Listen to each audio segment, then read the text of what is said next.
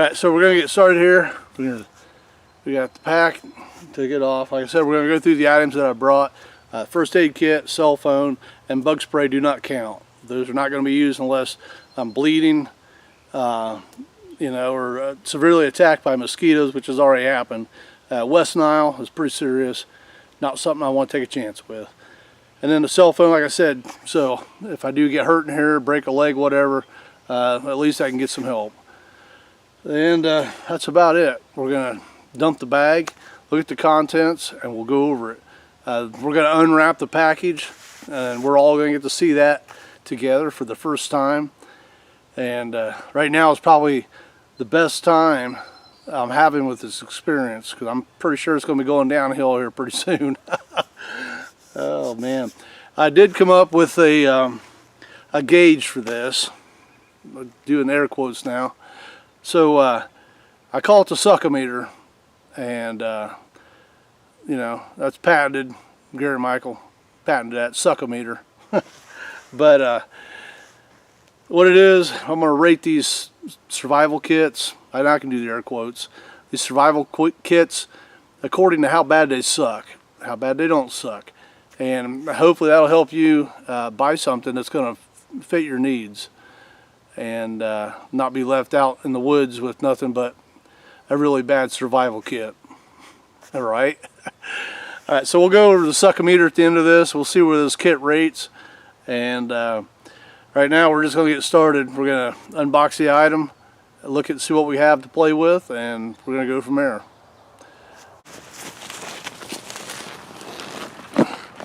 Alright, like I said, cell phone, we'll put that to the side.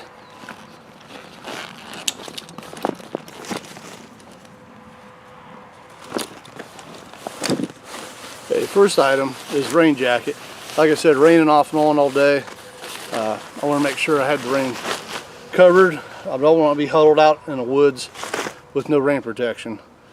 So, let's see what we got next. This is the camera kit. This is what I carry my camera in. Just a extension, a little tripod, charging cord, nothing else. So small stuff. We'll put that to the side. That's another item not being used. Bug spray as needed because West Nile sucks. And the first aid kit because bleeding sucks and dying. Last item, the survival kit, which if you look at this, the first aid kit, they're pretty close to the size. Tell me that doesn't worry you. And then that's it. This bag, we will not use this bag either. It gets put to the side. I'll put the cell phone in it. Alright, here we go. It's been a year.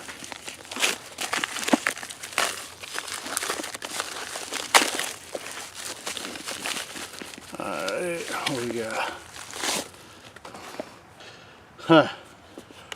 Okay. See if you can see that. Chayaku. Hard case. Okay, so Chayaku survival kit, it says. Let's see what we got in our Chayaku survival kit.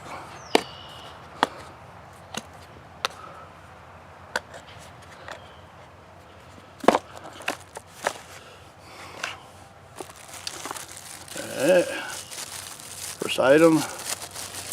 Oh, first item's a knife. That's good. It's a lock blade, serrated edge, actually sharp. It's got the belt clip. It's got the harness slice in the back. If I want to break a window while I'm out here, I can do that. So, but locking blade, I'm glad for that. Okay, so that's a good start.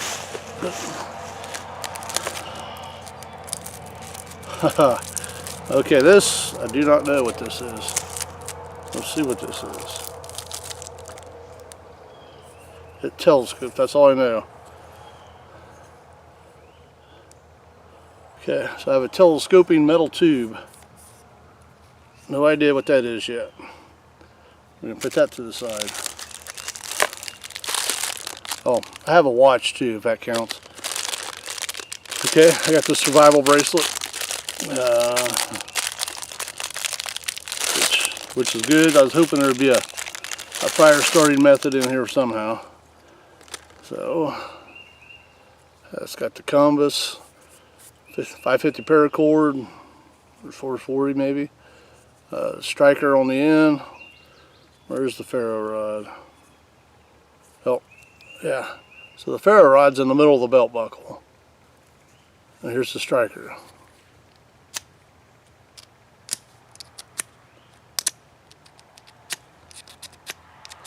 There we go. Okay, just gotta get that that coating off the outside. So we have a ferro rod. We'll put that down.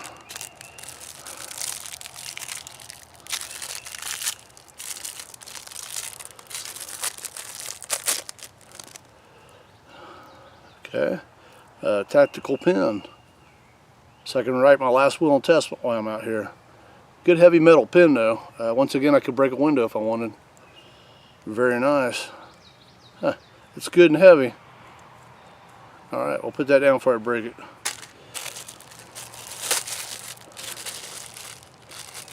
Well, this is certainly promising. Okay, so I got a whistle.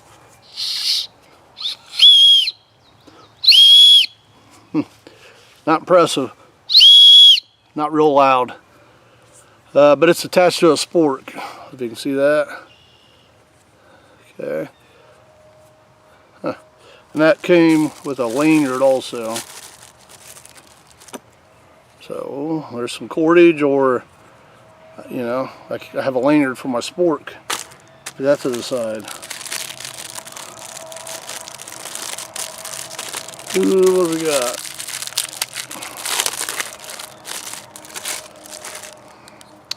Okay, we have a nice water bottle strap. Which seems kind of pointless for the waste of the space. A big white box. Let's see what's in the big white box. Hope it's a tent. Oh. Okay, so we have a tactical flashlight with no batteries. Can anybody explain to me why? Just why we can't put a battery in these things? Yep, no batteries. Well, that's useless. That makes no sense, but frustrating. Alright, so we're going to put that back together. We're going to set this useless flashlight to the side. Ooh, I'm liking some stuff I see in now. Oh, even better. So now we have a full-grown ferro rod. Whew, this makes me feel better. Full-grown ferro rod.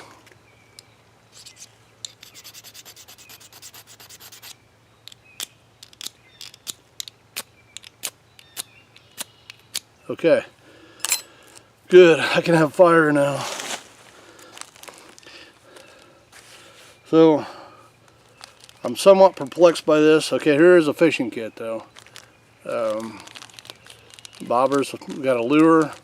Good. Leaders and hook, fishing line. Looks like about number 4 fishing line. Yeah, okay. Cool. This really excites me now. Oh, wire saw. I've never really liked these wire saws. I'll give it a try, but every one that I've ever used is just a lot of disappointment. Here we go. Okay, we have emergency rescue blanket, 130 by 210 centimeters. I could not tell you what size that is in English, but hopefully it's bigger than 6 foot. And feels somewhat heavy though. That's going to be good. Alright. We have bandages. We have the alcohol pads.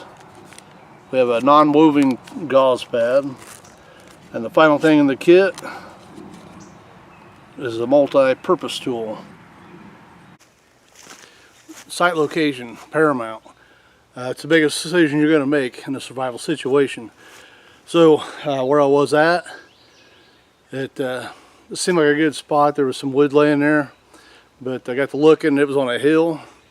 So, you know, unless I'm going to sleep sitting up against a tree, which I might, it wasn't good.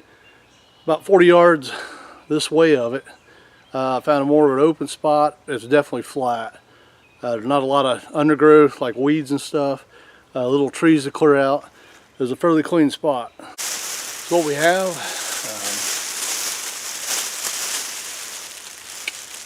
maybe 3 foot by about 7 length. So I'm not sure how this is going to work. Definitely want that barrier on the ground. So this is going to be our bedding mat. Yeah. Okay, so now I know what I'm dealing with, and now I know what kind of shelter I need to get to. Let's go.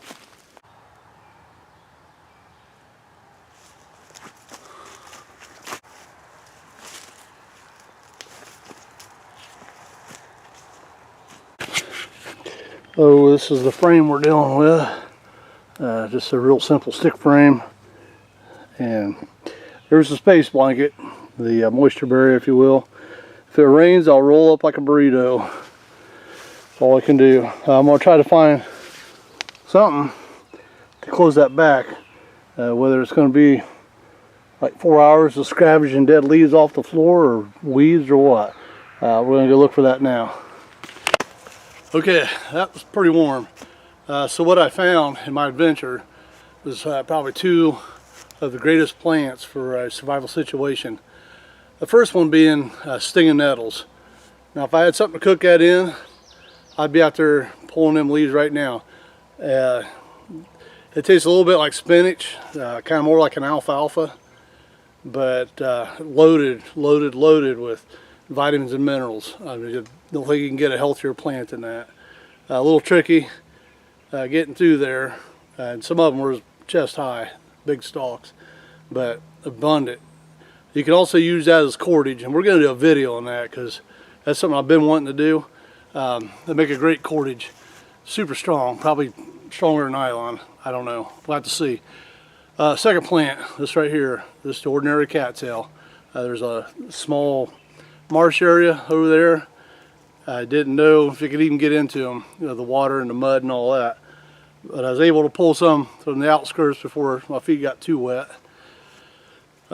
Common cattail, great food. If you get the nice white stalk, first of all, when you pull them, it's immediately a slimy snot, you know. Look past it. So then, if you start peeling that stalk, you're going to get down here, you just start peeling those leaves off. You'll get a center,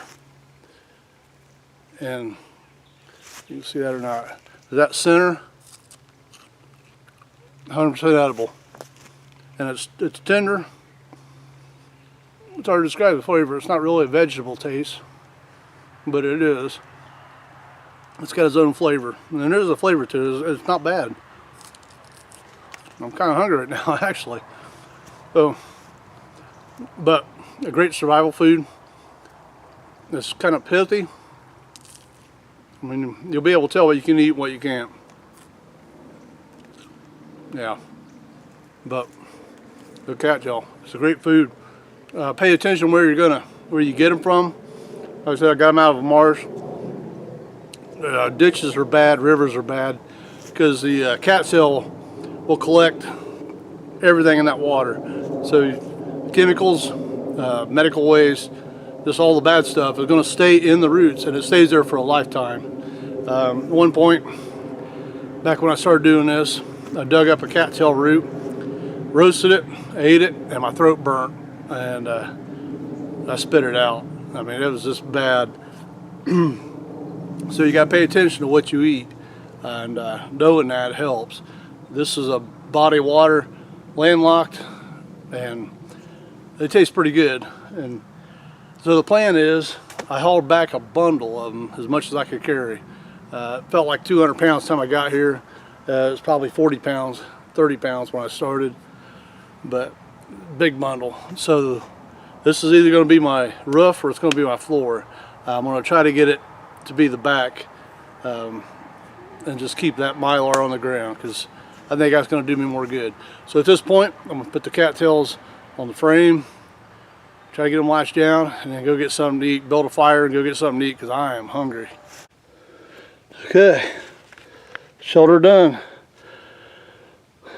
It's a rough idea of what I really wanted, but it's going to get me there. It's going to get me off the ground.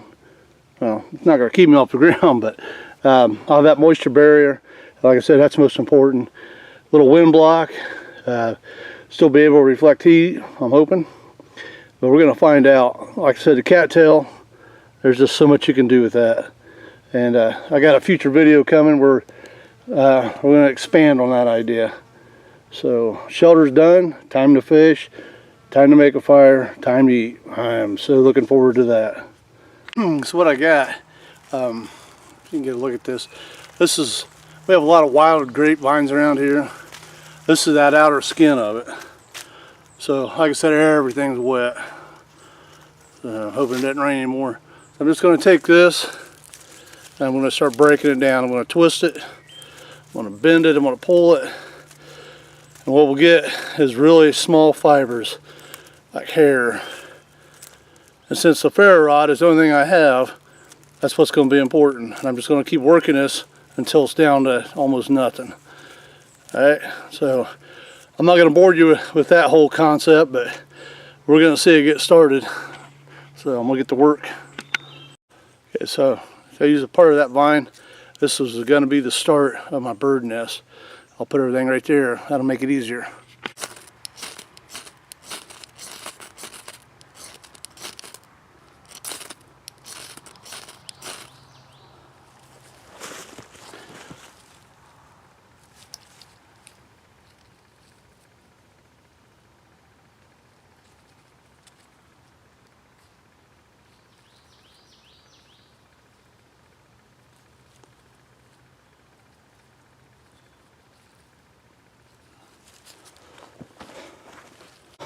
Alright, so now we're going to use, I found an old ash tree, and there's like this paper on the inside that connects the bark to the trunk, to the greenwood, and it's on that bark, see? And I'm going to pull that off, and we're going to break it down like we did that vine. This is paper thin, super thin, but it's also, it'll break apart in little pieces like strings. Finer than what that grapevine was. I think that's the part I was missing. I'm a little worried that it might be wet, but the grapevine wasn't working. So if it doesn't work, you got to change the plan and try to come up with a plan that does work. So we're going to try this, and we're going to see how this works out for us.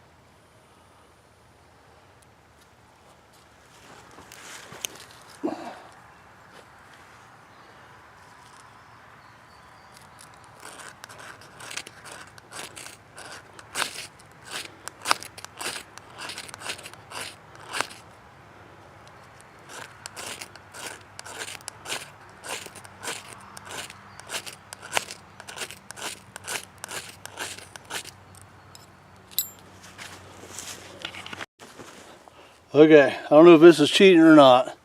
I'm using one of the gauze out of the bandage kit that was in the survival thing. It doesn't seem like it's cheating, but things are just so wet. Let's see what this does, all right?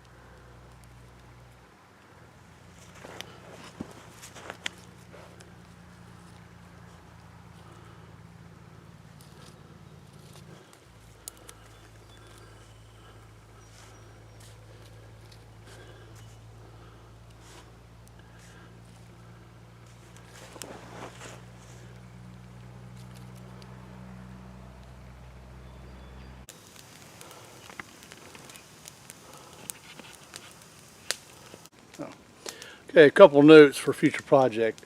Fishing line does not need to be taped to where you cannot find an end of the line. This is unnecessary irritation. Also, excuse me, green paracord, the worst idea ever. You're in the woods, green woods, not a good mix. So bright yellow, orange, great plus. So fishing line, disaster, paracord. And fire starting. Ferro rod, probably the worst idea. There's got to be something easier and better than that. That was too much work. Doesn't account for really damp conditions like I had. Thankfully the gauze took and I now have a fire. I can now go fishing. I can now try to get something to eat other than a cattail. I'm getting hungry. So I'm going to continue fighting with this really bad idea of a fish line, and then we're going to try to get something to eat.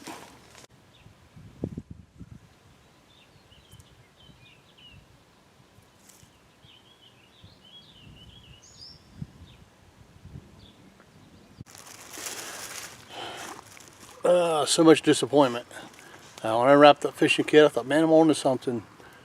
That I had to go get an old, long tree limb, the skinniest one I could find in here, and it was still bulky. Casting was rough. Trying to get out there with that wind and everything. There's going to be some improvements, this kit. The wheels are turning. The fire starting method was just brutal. It shouldn't be that much work to get a fire. The sleeping thing, it shouldn't be this much work. I mean, you're surviving. It's just, the whole thing is to not expend as much energy. I mean, I broke a sweat. I'm still sweating. And now it's cooling off, so I'm probably going to be cold. But we're going to see how this goes. We got the fire going finally. I got the shelter to block some wind. We're going to try out this Mylar blanket, see how bad it shreds by morning. Let me think of everything else. The fishing thing, 4-pound test line. Who puts 4-pound fishing line in a fishing kit? I mean, you're going to get 6, 8, 6 minimum, not 4. I did catch a nice one, and as soon as it took off, I tried to set that hook. It just kept going and snapped the line, and that could have been a meal. So now I'm hungry. There's no water. There's no food, and it's not much of a survival kit. I think this one got mislabeled. Okay, we're done with this. Nothing more I can do. I'm going to give that survival kit maybe a 7 out of 10. 1 being great, 10 being the worst thing ever made. So if it wasn't for the knife, it'd be a higher score. You know, probably like a 9 out of 10. The knife was pretty decent. So I'm going to head out of here and get on with my day. But a lot of things going on. But I'm a savvy redneck. Thank you for watching.